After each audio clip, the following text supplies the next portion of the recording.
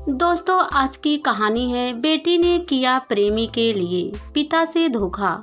कहानी अगर पसंद आए तो वीडियो को लाइक एवं सब्सक्राइब जरूर करना। गांव की एक बहुत प्रचलित कहावत है, भूख ना देखे रूखा भात, प्यार न जाने जात पात और नींद न देखे टूटी खाट। वास्तव में प्रेम जात और धर्म का बंधन नहीं देखता है। कई बार वह ऊंच नीच और नाते रिश्तों को भी भूल जाता है। ऐसे में प्यार की पगडंडी पर चलकर कभी कभी ऐसे कदम भी उठ जाते हैं जो अपराध को भी बढ़ावा देने से पीछे नहीं हटते। लखनऊ शहर के रसूलपुर आशिक अली के रहने वाले मनोज कुमार की 19 साल की बेटी खुशबू कुमारी की कहानी भी कुछ इसी तरह की है। खुशबू की शहर के ही लाल शाह का पूर्वा मरौली के रहने वाले विनय यादव के साथ दोस्ती हो गई थी।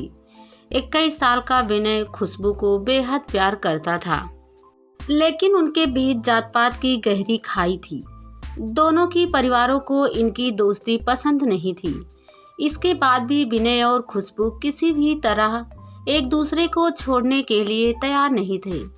लेकिन परेशानी यह थी कि उन्हें साथ रहने का रास्ता नहीं दिख रहा था।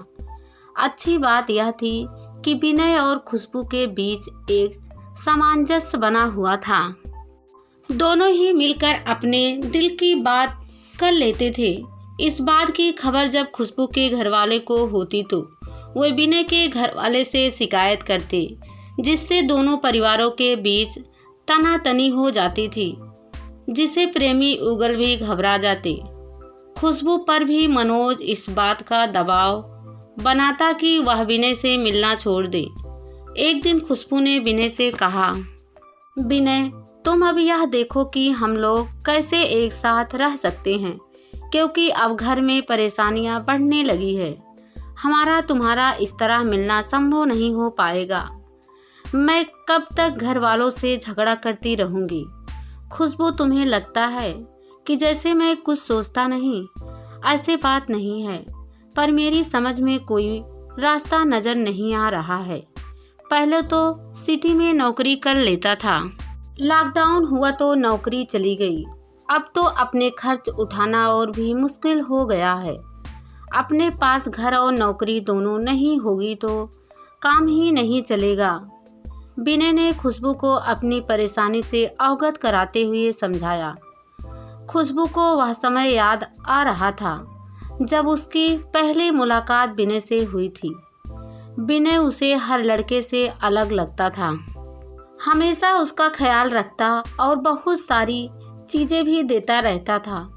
खुशबू और विनय के बीच जब थोड़ी दोस्ती बढ़ गई तो खुशबू उसके साथ शादी और बाकी जीवन गुजर बसर करने के सपने देखने लगी।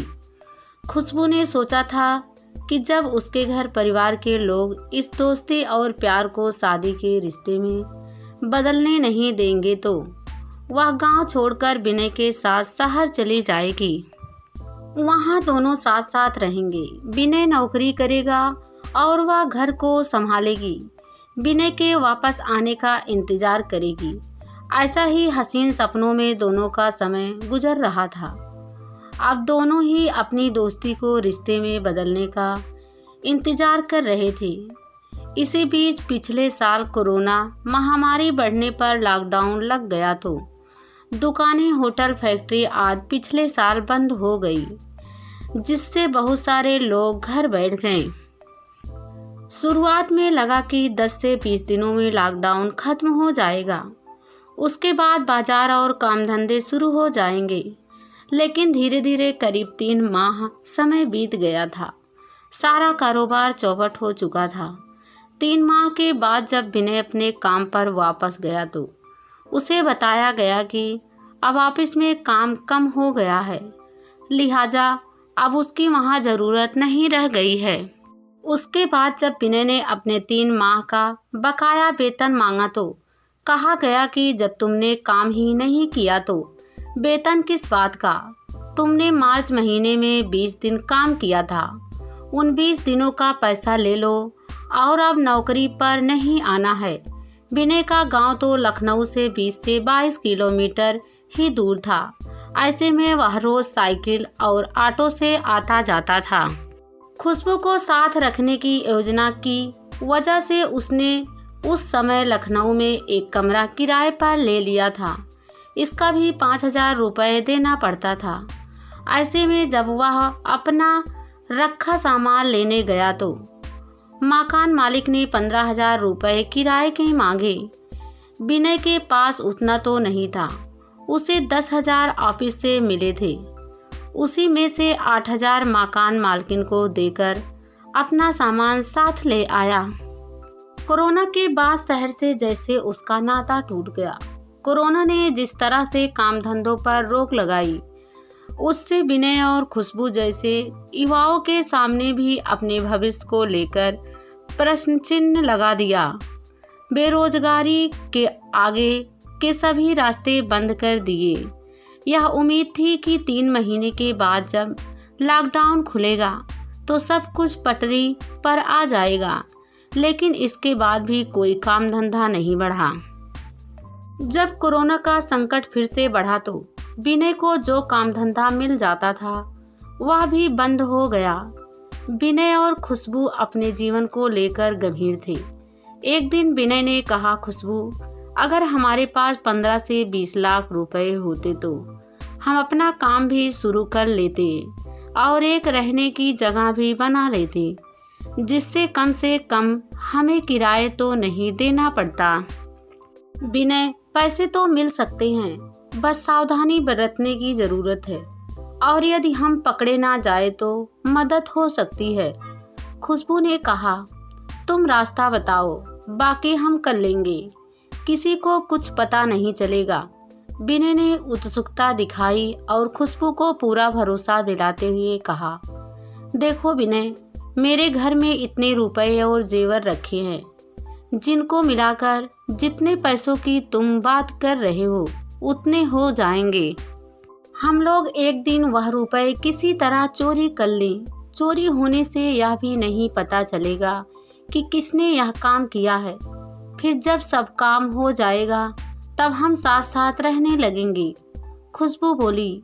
खुशबू को उसके घर वाले भी मानसिक रूप से इतना परेशान करते थे कि वह किसी भी तरह से अपने घर में रहने को तैयार नहीं थी। अपने घर में चोरी की योजना बनाते समय उसे किसी भी तरह का डर या संकोच भी नहीं हुआ। इधर विनय ने अपने साथी गांव के रहने वाले शुभम यादव को भी इस योजना में शामिल कर लिया। खुशबू के साथ योजना बनाते समय विनय ने उसे नींद की 8 गोलियां लाकर दी और कहा कि 4-4 गोलियां काढ़े में डालकर रात में अपने मम्मी और पापा को पिला देना, जिससे वह रात भर गहरी नींद में सोते रहेंगे। खुशबू ने रात को ऐसे ही किया। जब उसके माता पिता गहरी नींद में सो गए तो विनय और शुभम ने खुशबू के साथ मिलकर उसके घर से 13 लाख रुपए नगद और 3 लाख के जेवर चोरी कर लिए। जेवर और रुपए लेकर विनय और शुभम चले गए। सुबह जब खुशबू के पिता मनोज कुमार सोकर उठे तो देखा कि उनकी अलमारी टूटी हुई थी और उसमें रखी नकदी व जेवर गायब थे। वह थाना गोसाईगंज गए। वहां पर उन्होंने यह जानकारी थाना प्रभारी को दी तो थाना प्रभारी ने अज्ञात के खिलाफ मुकदमा दर्ज कर दिया। लखनऊ के police commissioner DCP SP Swati Chaudhary, inspector Gosainganj अपनी टीम के साथ चोरों को पकड़ने का काम शुरू किया। पुलिस टीम में एसआई अपने सभी टीमों के साथ शामिल थे। मोबाइल की कॉल डिटेल्स में खुशबू और विनय के बीच बातचीत और रात में दोनों की लोकेशन एक होने से पुलिस का शक खुशबू पर गया।